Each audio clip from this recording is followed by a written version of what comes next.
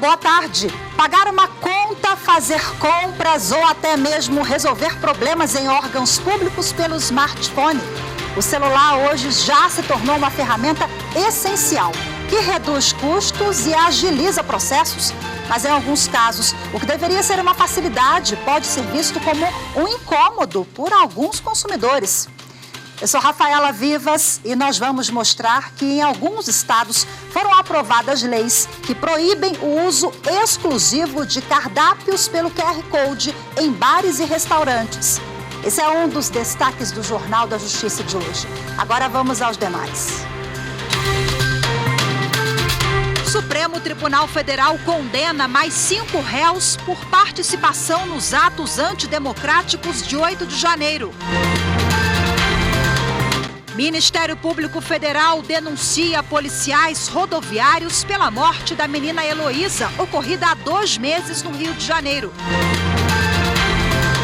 E ainda a Justiça Eleitoral decreta a perda de mandato do deputado federal Marcelo de Lima Fernandes por se desfiliar do Partido Solidariedade sem justa causa. Houve um descuido do requerido. O requerido poderia ter se desfiliado antes.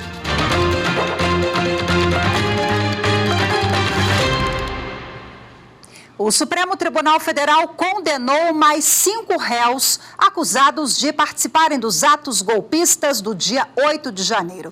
Os julgamentos em plenário virtual terminaram à meia-noite desta terça-feira. Os réus foram denunciados pelos crimes de abolição violenta do Estado Democrático de Direito, dano qualificado, golpe de Estado, deterioração do patrimônio tombado e associação criminosa. Todos foram presos dentro do Palácio do Planalto. A maioria dos ministros entendeu que houve uma clara intenção dos acusados de tomada ilícita de poder, com uso de meios violentos para derrubar um governo democraticamente eleito. O Ministério Público Federal denunciou 3 policiais rodoviários envolvidos na morte da menina Heloísa em setembro, no Rio de Janeiro. O MPF pede que os agentes sejam julgados pelo Tribunal do Júri por homicídio qualificado. Os agentes da PRF envolvidos na morte de Heloísa dos Santos, de 3 anos, foram denunciados pelo MPF nesta semana. O caso aconteceu no feriado de 7 de setembro, no Rio de Janeiro, quando a menina foi atingida por disparos de fuzil na nuca. O Ministério Público Federal pede na ação que Fabiano Menacho, Matheus Domicioli e Wesley Santos respondam por homicídio qualificado, tentativa de homicídio e fraude processual. Por ter sido um crime contra a vida, o órgão defende o julgamento por júri popular. Para o MPF, os fatos mostram que os agentes quiseram a morte dos ocupantes do veículo ou, pelo menos, assumiram o risco que isso acontecesse. O Ministério Público Federal também pede que os acusados sejam obrigados a pagar uma indenização de R$ 1.300.000 à família da menina. O pedido de prisão preventiva dos 3 agentes da PRF foi reiterado para assegurar o andamento da ação penal. O órgão ainda vê perigo concreto em se manter a liberdade dos acusados. A Justiça do Distrito Federal condenou a ex-presidente da Terra Cap, a Agência de Desenvolvimento do DF, Marusca Lima, o ex-presidente da Nova Cap, Companhia Urbanizadora da Nova Capital, Nilson Martorelli, e mais 3 pessoas por irregularidades na reforma do Estádio Nacional, conhecido como Estádio Mané Garrincha. A denúncia foi apresentada pelo Ministério Público Federal no DF em 2021.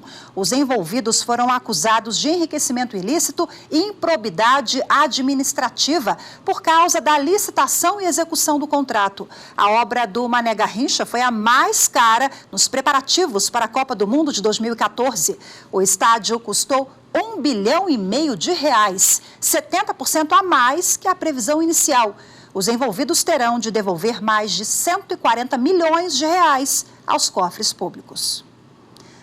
A Justiça Federal autorizou uma operação contra atos preparatórios de terrorismo no Brasil. Policiais federais cumpriram 2 mandados de prisão temporária e 11 de busca e apreensão nos estados de Minas Gerais, São Paulo e no Distrito Federal.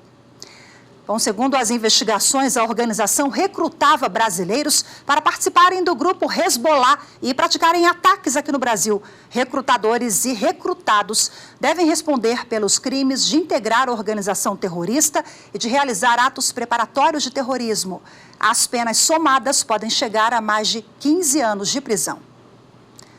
Com a autorização da Justiça, a Polícia Federal e o IBAMA deflagraram na manhã de hoje a Operação Hermes HG2 em 4 estados brasileiros para desarticular uma organização criminosa voltada a crimes ambientais e mineração ilegal de ouro na Amazônia. Acompanhe na reportagem de Carolina Chaves. Estão sendo cumpridos 34 mandados de busca e apreensão nos estados da Amazônia, Mato Grosso, São Paulo e Rio de Janeiro. A Justiça também determinou o sequestro e indisponibilidade de bens dos investigados no valor de quase 3 bilhões de reais para garantir a reparação dos danos ambientais. O objetivo dessa operação é buscar mais provas e apontar os envolvidos na venda e compra do comércio ilegal de mercúrio, além de identificar o patrimônio usado para ocultar a atividade ilícita. Segundo a PF e o IBAMA, os criminosos usavam pessoas como laranjas e empresas de fachadas para fazer movimentação financeira e não levantar suspeitas. Também misturava valores lícitos com ilícitos para dificultar a identificação da ilegalidade pelas autoridades. Foi verificado que o grupo usava de forma ilícita os sistemas do IBAMA para dar legalidade à circulação de quantidade exorbitante de mercúrio. A Operação Hermes HG2 é um desmembramento da primeira operação ocorrida em dezembro do ano passado, quando foi possível desarticular o uso ilegal de mercúrio no interior de São Paulo. Durante 10 meses, a Polícia Federal e o IBAMA passaram a investigar o grupo e descobriram uma extensa cadeia organizada envolvidas no esquema ilegal de comércio de mercúrio e ouro extraídos de garimpos na Amazônia.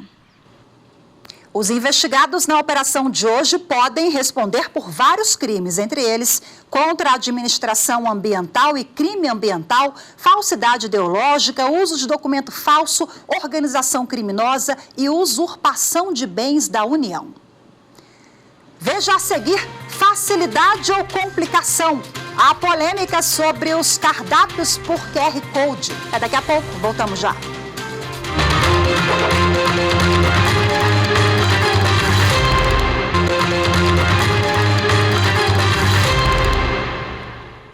O Tribunal de Justiça de Minas Gerais autorizou o bloqueio de contas bancárias da empresa Salt Rock Capital, a operadora da Starbucks no Brasil. Os recursos foram bloqueados para pagamento de uma dívida com o governo do estado no valor de R$ 178 mil, referente ao não recolhimento do ICMS, que é o Imposto sobre Circulação de Mercadorias e Serviços, entre janeiro e novembro do ano passado. Bom, a empresa tem 5 dias para se manifestar. Caso contrário, o dinheiro vai para uma conta judicial. Os cardápios digitais, aqueles que você acessa com QR Code, estão na mira do poder legislativo de diversos estados. No Rio de Janeiro, por exemplo, uma lei determina que os estabelecimentos comerciais ofereçam cardápios físicos para os clientes. Eles se popularizaram durante a pandemia da Covid-19. Para evitar o contato e a contaminação, os cardápios digitais acessados através de QR Code foram uma alternativa que os estabelecimentos encontraram para atender os clientes. Mas com o tempo, os consumidores notaram que os cardápios físicos foram desaparecendo. E entre o digital e o tradicional, o público se divide. Prefiro o cardápio digital, eu acho mais prático assim, você não precisa esperar alguém trazer, você chega na mesa, senta e já consegue olhar por conta própria. O QR Code, quando você vê no celular, fica muito pequenininho, dá preguiça de ficar vendo pequenininho, o grande é mais fácil. Acho que os dois são bem complementares. O QR Code é muito bom por dar... É mais dinâmico, atualiza mais, tem figuras, tem imagens, o que o físico não tem, mas é muito pequeno, né? Então, assim, questão de tela de celular é muito pouco prático. Acho que o físico ganha nesse ponto. Para acessar os cardápios digitais, é necessário entrar em um QR Code, o que requer que o cliente tenha pelo menos um smartphone que faça essa leitura e internet móvel. Além disso, a tecnologia pode confundir quem não está familiarizado com este recurso, como os idosos. Por isso, muitos restaurantes se preparam para oferecer os 2 tipos de cardápios para os consumidores. Eu gosto muito do cardápio físico, mas a gente hoje adota mais o cardápio virtual em virtude do custo. Hoje, o nosso custo com o cardápio físico é um custo muito grande, porque a gente sempre está trazendo novos pratos. Então, hoje as impressões são algo muito caro e aí a gente prefere estar atualizando e lançando novos pratos no cardápio virtual, e o cardápio físico a gente deixa o cardápio mais grosso. No Brasil, Rio de Janeiro e Mato Grosso do Sul já aprovaram leis que proíbem só a disponibilização de cardápios virtuais.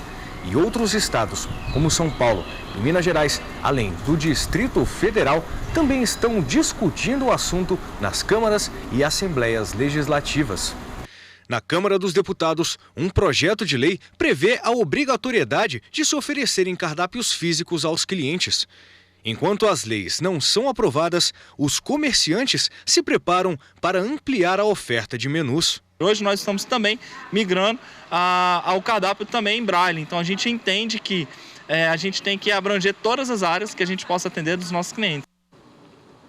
Bom, e agora para repercutir esse assunto eu converso ao vivo aqui no estúdio da TV Justiça com o advogado Sandro Pontual Brotherhood, que é especialista em direito do consumidor. Muito obrigada pela participação do senhor, muito grata pela vinda até aqui. Bom, a gente acompanhou na reportagem, inclusive, o empresário ali acabou, admitindo que Sim. tem uma questão de custo embutida aí. Mas isso é legal, sob o ponto de vista jurídico? O que diz o Código de Defesa do Consumidor, doutor Sandro? Veja só, o Código de Defesa do Consumidor ele é muito claro em relação aos direitos do consumidor, e o principal seria o direito à informação. E o Código de Defesa do Consumidor também, no capítulo dele, quando ele trata da oferta, ele também é muito claro. Então, como a gente está lidando com um cardápio, a gente está lidando com um restaurante, a oferta é feita através de que forma? Então, essa oferta ela tem que ser feita de uma forma clara, objetiva. E outra coisa, você não pode querer transferir para o consumidor o teu custo de negócio. Da mesma forma que o próprio dono do restaurante falou, a gente tem um custo muito alto, a gente está tentando diminuir. Tudo bem, mas então que você dê também a opção, você não fique somente com a opção do QR Code, porque o problema do QR Code, primeiro de tudo, você é obrigado a ter um celular, você é obrigado a ter um plano de dados no celular, você é obrigado a ter o sinal no celular, você é obrigado a estar com o celular junto com você, e esse celular tem que estar pegando. Ou seja, olha a quantidade de ônus que você está imputando para o consumidor. E o que acontece normalmente, eu particularmente não gosto. Nem eu detesto. E às vezes você não quer levar o celular para o restaurante, não está afim de mexer no telefone, quer bater papo, não quer Exatamente. Aparelho, né? Tem gente que não sabe mexer, enfim. Exatamente. E aí você tem um outro problema, que é a questão da exclusão digital. Porque a partir do momento em que a pessoa não se sente bem ou não tem acesso à informação, você está excluindo esse consumidor.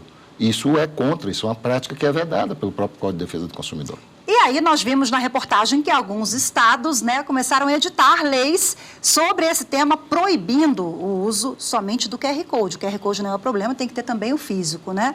Há uma invasão de competência na avaliação do senhor de legislar? Estados devem legislar sobre isso? É uma competência privativa da União? Como é que o senhor vê? Olha, a competência para legislar sobre o direito do consumidor, ela é da União.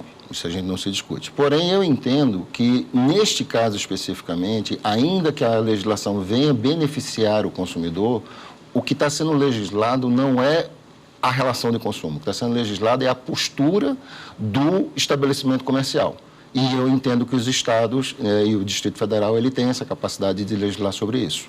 E aí, quando há leis que versam sobre esse tema, nós temos também ali um impasse em relação à insegurança jurídica. Sim. Porque no Rio de Janeiro e em São Paulo já temos leis que obrigam restaurantes a colocar o cardápio físico, e o consumidor não tem dúvida. O problema é a dúvida, O consumidor não pode ficar ali perdido. Eu posso cobrar isso, não posso cobrar. Agora, tendo uma legislação, acaba sendo positivo também sobre esse aspecto, Sim, também. Você traz uma certa segurança jurídica para a pessoa. Agora, na verdade, eu entendo que o próprio comerciante ele está perdendo o mercado dele. Porque a partir do momento em que eu vou para um restaurante, não busco só a alimentação, eu busco a experiência, eu busco o divertimento, busco tudo. Já começo tendo aborrecimento porque meu celular não está pegando, meu celular está com a tela rachada, ou sei lá o que está acontecendo. Então, eu não sei se é muito inteligente essa economia em função do cardápio. Falando nessas novidades, né, com o advento da tecnologia, internet, enfim, a gente tem também aqueles totens. Alguns restaurantes, né, estão ali demitindo funcionários e com a desculpa, vai ser mais prático, mais rápido, coloca o totem ali. Às vezes a gente está falando sobre, né, a situação semelhante, a pessoa não sabe mexer no totem, cada um tem um layout diferente. Exatamente. O consumidor tem o direito também de ser atendido por uma pessoa física, né, Eu doutor? entendo que sim, que faz parte também do serviço. O Código de Defesa do Consumidor diz que o serviço tem que ser prestado integralmente e de tempo e ao modo correto no que se diz respeito àquela modalidade. Então, a partir do momento em que, por exemplo, você coloca a única opção do consumidor através do totem, você tem um problema.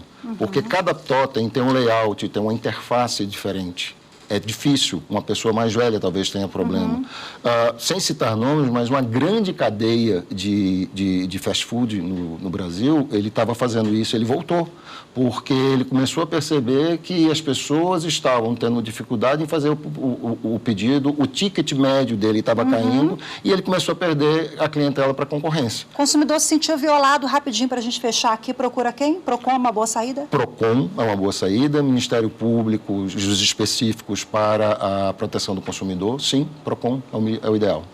Mas acho que o certo mesmo era o empresário lá, o restaurante, né? Tentar atender bem, sem ter dor de cabeça, sem procurar o judiciário. Não precisa, né, doutor Sandro? Eu acho que não precisa. Desculpa falar assim, mas eu acho que é pouco inteligente essa política de adotar somente um. Como também eu acho que seria pouco inteligente se você dissesse, eu só tenho cardápio. Também seria pouco inteligente. O sujeito quer utilizar o celular dele. Tudo bem. Então, você tem que dar essas opções para ele. Muito obrigada pela sua participação, pela vinda aqui ao nosso estúdio. Boa tarde para o senhor. Até a próxima. Muito obrigado. E no próximo bloco, o Supremo Tribunal Federal faz chamamento público para receber projetos de inteligência artificial. A gente volta já.